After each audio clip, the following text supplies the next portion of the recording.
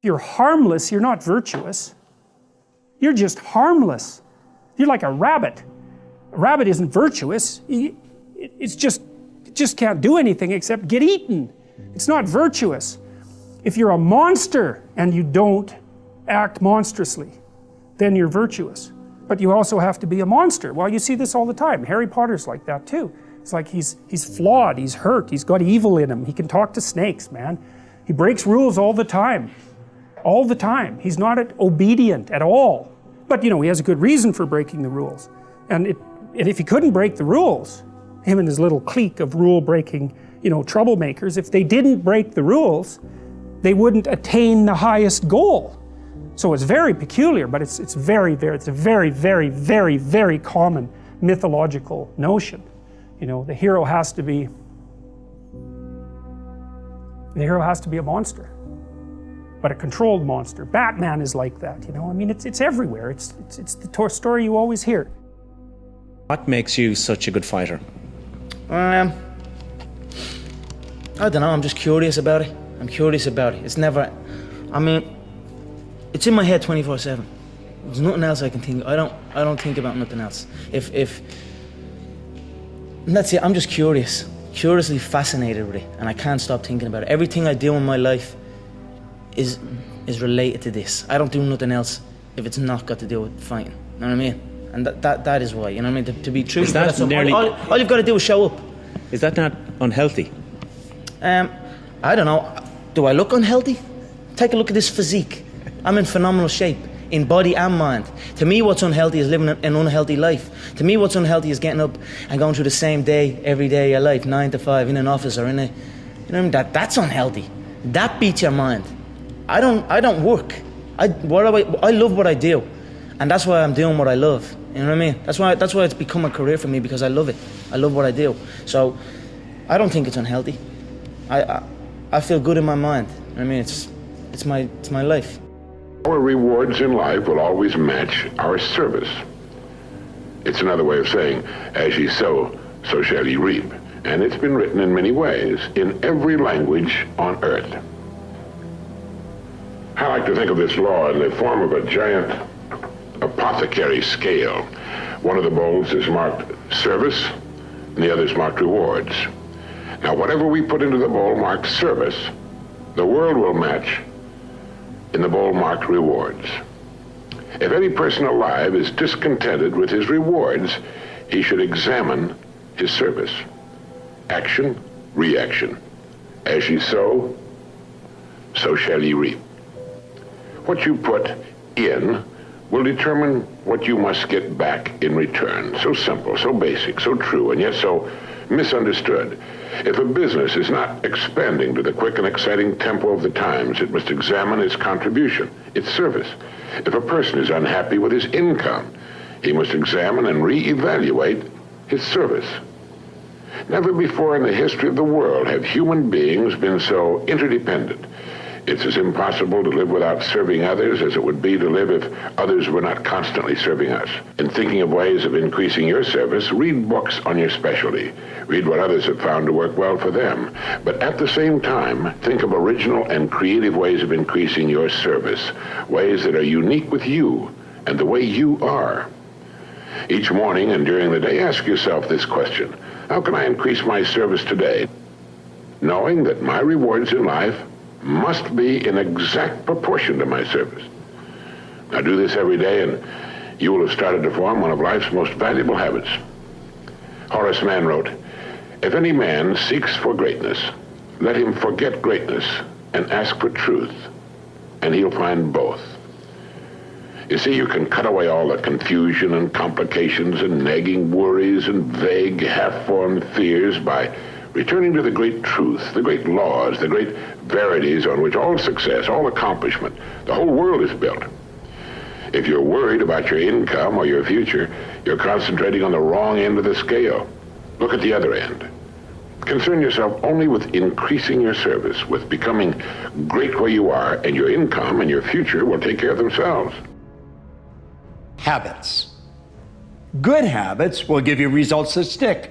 Bad habits will destroy everything. I have some bad habits. That's right.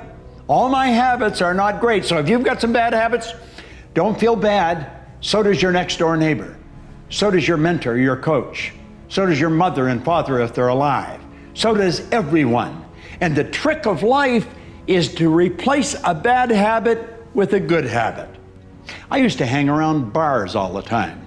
And one day I went in, I picked up a glass and I looked around and I thought, they're all bums in here. And then it dawned on me, I'm always here. I learned something. I put the glass down and I said, I'm never coming back here again, and I'm never going to drink this. And I never did. That was a long time ago. But you know what I did? I went from spending all my money in the bar to the racetrack, and I started to bet it all on horses. So I went from making somebody with a bar get wealthy, and then I started to feed the horses. And one day I woke up and I learned something. If you don't consciously and deliberately replace a bad habit with a good habit, you will automatically create another bad habit. Now, what is a habit? A habit is an idea that has been planted in the garden of your subconscious mind and then repetitively fed for a sufficient period of time that you act on it without giving any thought to it. I'll give you an example. I want you to right now mentally imagine you're pulling on your underwear in the morning. What foot do you put in first? I put my right foot in. If I tried to put my left foot in my underwear first, I'd stagger and I'd fall over. You may say, what's this got to do with it? It's got everything to do with it. Why do I put my right foot? You may put your left. Certainly a lot of people do. Well, when I was just a little gaffer, didn't have a clue of how to put underwear on, my mother or my grandmother or my father or somebody came along and they had the underwear read, put your foot in here. Your other foot. What did they do? They had the underwear prepared as if they were going to put it on. And so pretty soon, I was doing it like they were doing it. They, through repetition, planted the idea in my mind. Well, now think of this. You don't just form habits of how to get dressed. You form habits to do everything that you do. And some of them are not that productive. Any idea that you keep dwelling on and impressing upon your subconscious mind becomes fixed in the subconscious mind. A habit is nothing but an idea that's fixed in the subconscious mind that you act on without giving any conscious thought. Many years ago, I went in to train the Prudential Insurance Company of America, their agents. I ended up training all of their agents, and I only got them to do two things. This is in the early 70s. I got them to form the habit of being in front of a prospect before 9 a.m. and ask everybody they talk to purchase $100,000 worth of insurance. I said, you don't have to sell them, just give them the opportunity to say no. You know, the sales in that company went up by hundreds of millions of dollars. I had a retired VP tell me he thought it was $1 billion. Just changing two habits. What habit do you want to change? I'm forever checking out habits I've got. I'm in the habit right now of changing my diet. And you know something? I've been doing it for going on 3 weeks. It's getting easier, but it's still not that easy. I'd still like to reach over and eat some of that when nobody's looking. Doesn't work. Doesn't work. I'm looking. What habit are you going to form? And you shouldn't try and form more than 2 at once. It'll become too big and too heavy and you won't form any. Make up your mind you're going to do it every day, every day, every day, until you don't have to think about it, and then you'll automatically do it. I guarantee you, this idea will change your life. Think about it all day, because that is definitely an idea that will give you results that will stick. It was hard when just over 3 years ago, in the Penobscot building in Detroit, Michigan, where I was operating my business, and I fell on some hard times, and I was sleeping in my office. It was hard coming into the lobby, and the security said, excuse me, Mr. Brown, can we see you for a moment? And I said, yes, and I walked up to the counter, and he gave me an envelope. And he said, would you mind reading it here? And I opened the envelope, and the envelope was from management that said, this is an office tower. It's not a hotel. Please do not sleep in your office. And I said, excuse me, sir. I said, I just work long hours in creating my business. I'm an entrepreneur. And right now, things are bad for me. But they're not going to be this way always. And I just asked for the opportunity to continue to operate like I'm doing. I'm not trying to make this my home. And it was hard coming through the lobby. And sometimes they would laugh. There's a guy talking about becoming successful. And look at him. He's bathing in the bathroom upstairs on the 21st floor. He sleeps on the floor. Him and 2 other dreamers up there. Look at him. It was hard, ladies and gentlemen, coming to speak to people. And I was facing financial difficulties in my own life. I was behind on my bills and my dreams, and I'm saying to them, you can live your dream. It was hard, ladies and gentlemen. It was very difficult to pick myself up each day believing that I could do it. There were times that I doubted myself. I said, God, why is this happening to me? I'm just trying to take care of my children and my mother. I'm not trying to steal or rob from anybody. Why did this have to happen to me? It was very hard. And here's what I want to say to you. For those of you that have experienced some hardships, don't give up on your dream. No one could have convinced me by holding on, by continuing to push forward, by continuing to run toward my dream, that one day I would have my own talk show. It's a long shot, ladies and gentlemen, from Liberty City, an abandoned building on a floor, never knowing my mother or father. It's a long shot. Being here with you today in this dome in Atlanta, it's a long shot. No college training, labeled educable, mentally retarded, but I kept running toward my dream.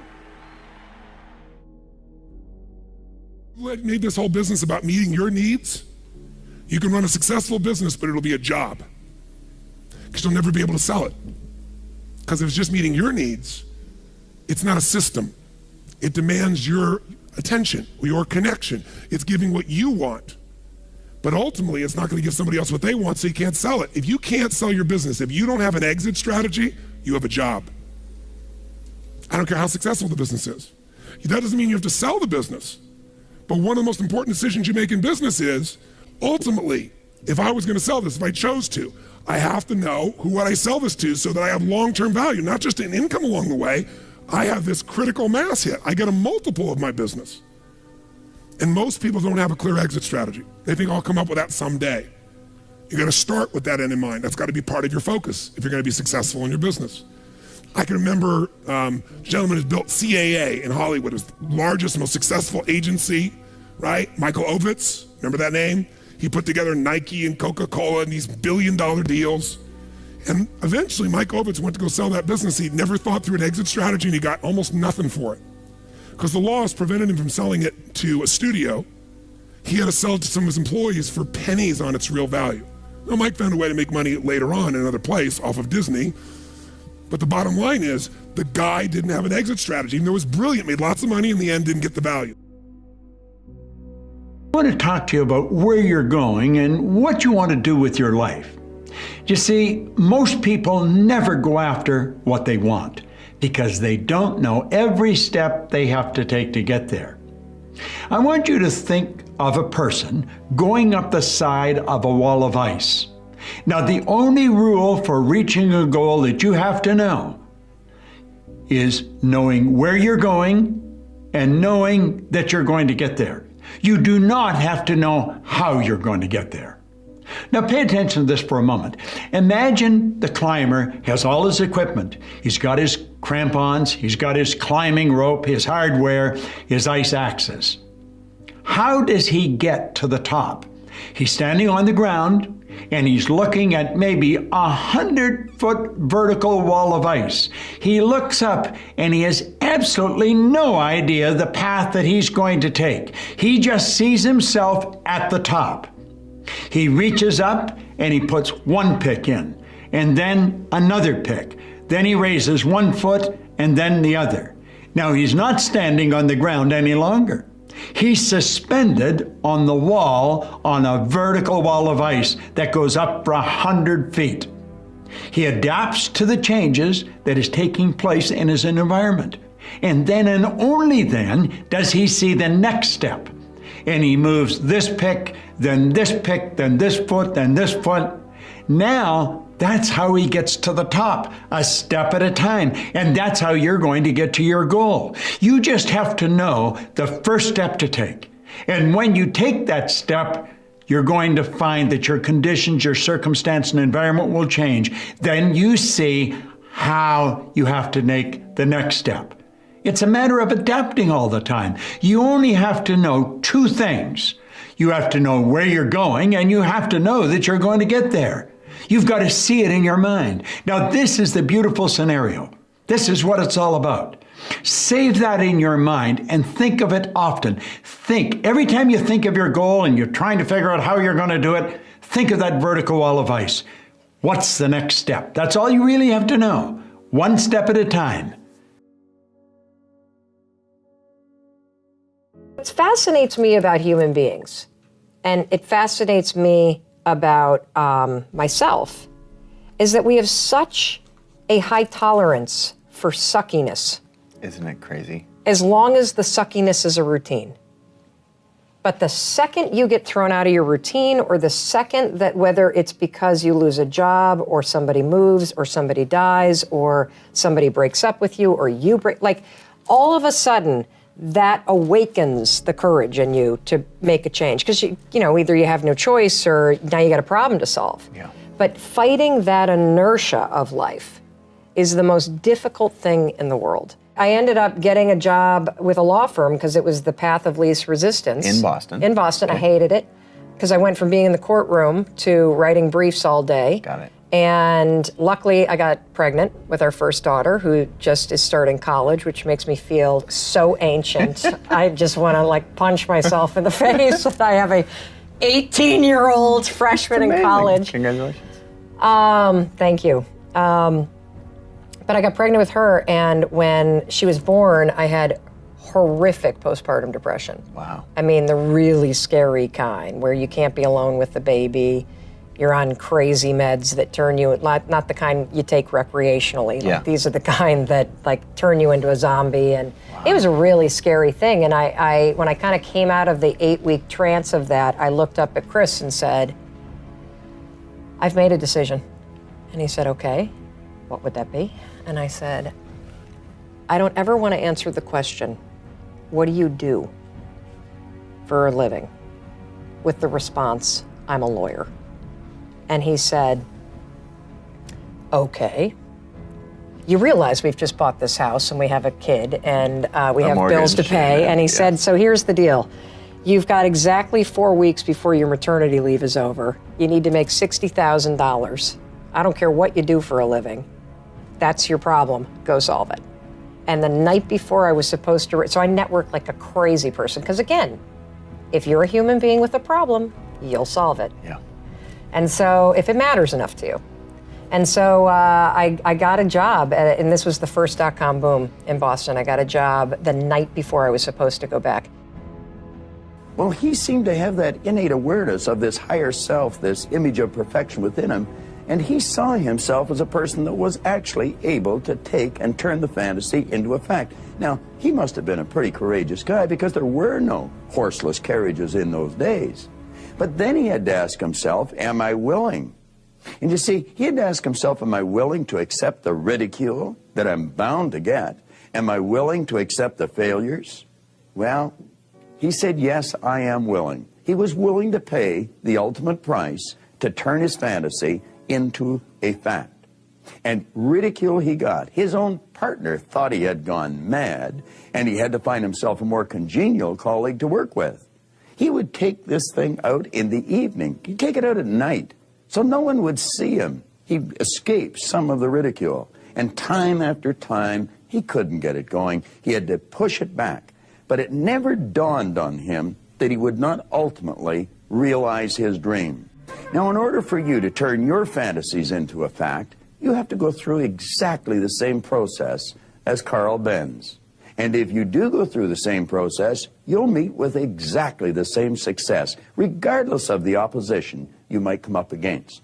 You have to ask, am I able to turn this fantasy of mine into a fact? Can I actually realize it? Can I turn my dreams into reality? Now, you're either going to say, yes, I'm able to, or no, I'm not. If you realize you are able, if you have an understanding of this potential, this power within you, then you have to ask yourself, are you willing? And there's a long series of tests there. You don't even know what you're going to come up against. One thing is for certain, you'll come up against ridicule. You may have to move. You may have to do all kinds of things that you don't even think about. You have to be willing to do whatever's required if you really want to turn your fantasy into a fact. The second you say, yes, I'm willing, at that instant, you've created your theory. I'm trying to become a fashion and beauty blogger and earn money from it full time, but I have some kind of mental block and procrastination problem. This is something that we see over and over and over again. And it's this idea that you don't ever start. You stay trapped in your head. And if you feel paralyzed, if you've been spinning the same ideas over and over and over again, then you know what I'm talking about. You see, many of you are thinking way too big.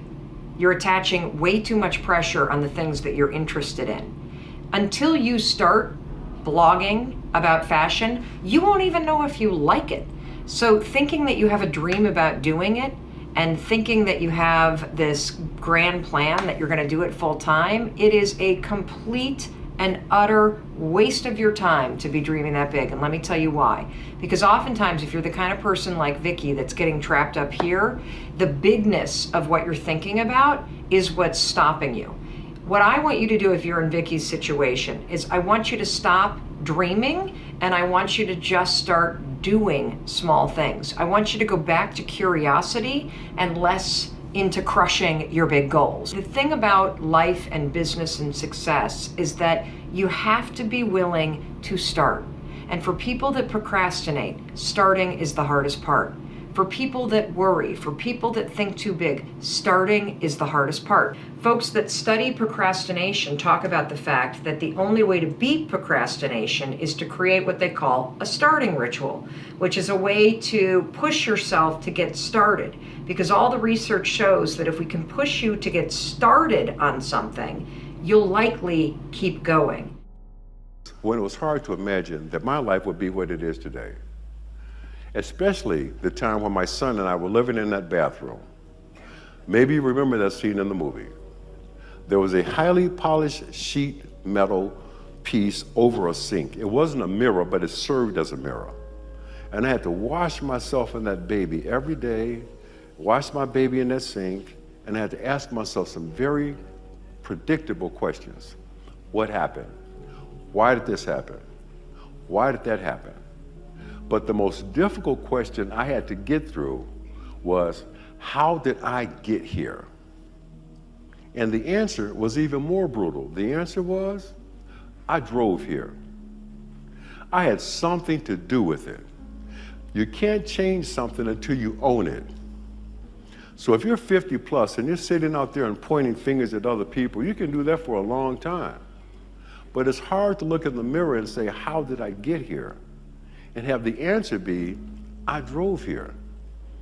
I had something to do with it. It's uncomfortable to admit that, well, I made some bad decisions. I made some investments I shouldn't have made. I had something to do with it. When that man sold me that house for no money down, I should have told him what he could do with that house. Huh? When I signed that adjustable rate mortgage, we all know these things only adjust upwards. No one's ever going to call you and say, guess what? You're going to pay less for your money in your house next year. Ain't going to happen. So the idea of I drove here is empowering, because the other side of it is, if I drove here, that means I can drive out of here. I have to own it. In that bathroom, I finally had to understand what my mama used to say to me, when she would say, boy, the cavalry is not coming. Ain't no backup. I was 28 years old when that part of my life happened. Change was coming fast. And you know what? Change is everywhere, all the time. Social change, technological change, and the most potent of all, personal change. The most urgent question today is not so much as what are my values and who are we? The urgent question in these times of constant change is, how exactly are you going to navigate these new realities? Put another way, what are you going to do? People come up to me and say, Gary, it's so hard. I look at their Instagram and they're not posting any of their content with hashtags, which is a by accident way to pick up exposure in a world where they have no money. When you have no money, when I took over my dad's business, I did $3 million a year, 10% gross profit, $300,000 before expenses. My first year marketing budget was $14,000. When you have no money, and I built that business from a $3 to a $60 million business in 5 years, I had to make every penny perfect. So I was right about email marketing in '96, and I was right, and because of that, I had 91% open rates. When Google AdWords came out, the day it came out, I paid 5 cents a click for words before anybody bid me up, and I was super right, and that worked. How much is that luck versus preparation, and do you ever get anything wrong? What do you do when you make a mistake? I get everything wrong. It's just that I can't recall it because once it's wrong, I'm moving on to the next thing. Like dwelling on what you f***ed up on is the quickest way for the next thing not to work. Right? Yep. So I think I do everything. I mean, you know this. This is a fun thing to say. Some people in the back know this. I was a breakout YouTube star in the first year, 2006. I decided that the right strategy was to leave YouTube completely and go to Vidler because Vidler offered me equity in their company, and I've left an enormous amount of attention. I deviated from my intention thesis to do short-term economics and equity in a company, and I lost. When D-Rock finally came in my life 2 years ago and we started to try to build up my YouTube for the first time, I was sitting on 40,000 followers in a world where I could have had millions if I just stayed the course. So I make mistakes all the time. I'm reorging VaynerMedia every day because it's based on a mistake I made the prior year. I just don't give a fuck about my mistakes. Everybody else cares about your mistakes. If you're worried about your own mistakes, you've already lost. How do you get more of the things money will buy and all of the things that money won't buy? Now, money is not the most important thing in life, but it is reasonably close to oxygen. I mean, you know, when you need it, you really do need it. That's what I'm getting at. Now, I gotta tell you, in all honesty, I like what money buys. I like to live in a nice house, drive a nice car, take that beautiful red-headed wife of mine out to nice restaurants and on nice trips. I like to play golf at the country club. And every one of those things costs money. But to tell you the truth, I love the things money won't buy. Money bought me a nice house, won't buy me a home. Money will buy you a companion, won't buy you a friend. Money will buy you a good time, won't buy you a peace of mind. Money will buy you a bed, won't buy you a good night's sleep. And let me explain something too. Interestingly enough, and I'm so grateful to be able to say this, I've got many of the things that money will buy, but all of the things money won't buy. And here's something rather fascinating. The more of the things you have that money won't buy, those are the things that will enable you to get more of the things that money will buy, and dramatically reduces stress in your life. That's what we want to be looking at. We want to look at the things that make a difference. I believe your philosophy of life is a key point. As you probably know, philosophy is simply the love of wisdom. Here's the philosophy I've built my life on, my career on. You can have everything in life you want if you'll just help enough other people get what they want. That's true in your personal life. It's true in your family life. It's true in your corporate life. You want to get ahead in life, you know, in this hooray for me to heck with you world, we frequently don't understand that if you are irreplaceable in the job you have, you're unpromotable where you are. I spoke at an education summit for Microsoft. I also spoke at an education summit for Apple. At the education summit for Microsoft, I would say that 70% of the executives spent about 70% of their presentations talking about how to beat Apple. At the Apple Education Summit, 100% of the executives spent 100% of their presentations talking about how to help teachers teach and how to help students learn. One is playing this way, and one is playing that way. One is playing finite, and the other one is playing infinite. Guess which one gets frustrated.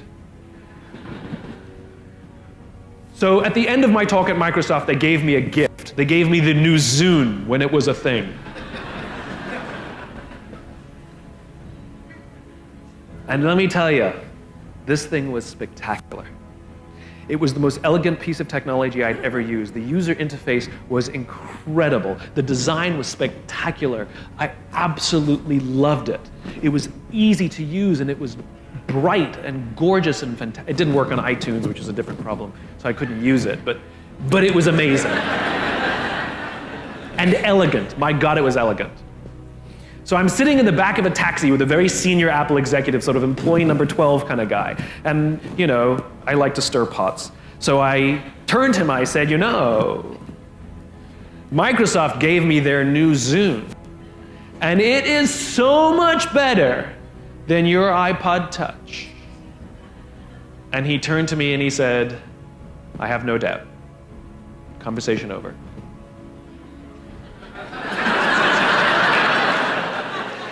Because the infinite player understands sometimes you're ahead and sometimes you're behind. Sometimes your product is better and sometimes it's worse. The goal isn't to be the best every day. The goal isn't to outdo your competition every day. That's a finite construction. If I had said to Microsoft, I've got the new iPod Touch and it's so much better than your Zune, they would have said, can we see it? What does it do? React, react, react, react. Finite players play to beat the people around them. Infinite players play to be better than themselves.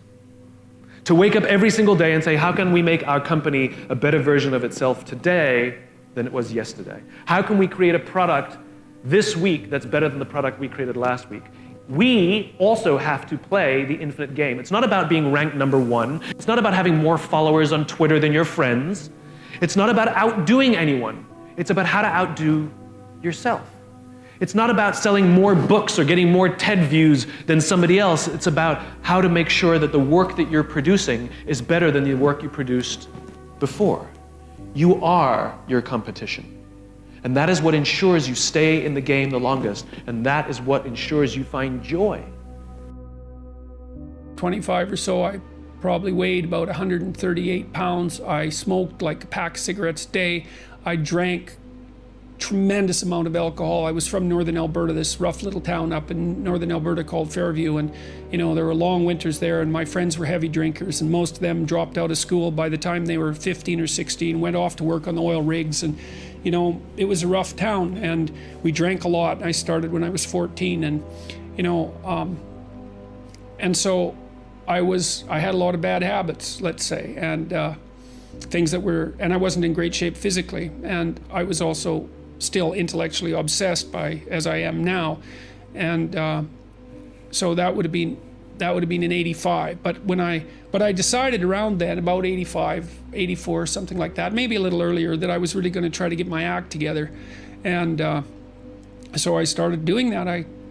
First of all, I quit smoking, though that took a long time because I eventually had to quit drinking too in order to quit smoking, and I started working out, started playing sports, which I'd never done. I had a fine time when I was a kid, but I needed really to get disciplined, and I had to do it because I was working on these hard problems that I've been discussing with all of you, and I've been working on them really, obsessively since I was probably about 18, maybe even earlier than that, and got to the point around 25 when I was in graduate school trying to get my PhD, so doing all my research. Like, I published 15 papers by the time I graduated with my PhD, which was I think by a fairly large measure the most papers that any graduate student at that time had ever published at McGill. I think that's right. It might have been twice as many, or maybe twice as many, maybe even 3 times as many. And at the same time I wrote Maps of Meaning, which was a terribly difficult thing to do, because I was writing about 3 hours a day doing that, and I couldn't do all that and continue with my misbehavior, my sort of, what would you say, my hedonistic, my massive hedonistic consumption of alcohol and all of that. I just couldn't keep it up and also work seriously on the issues that were at hand. So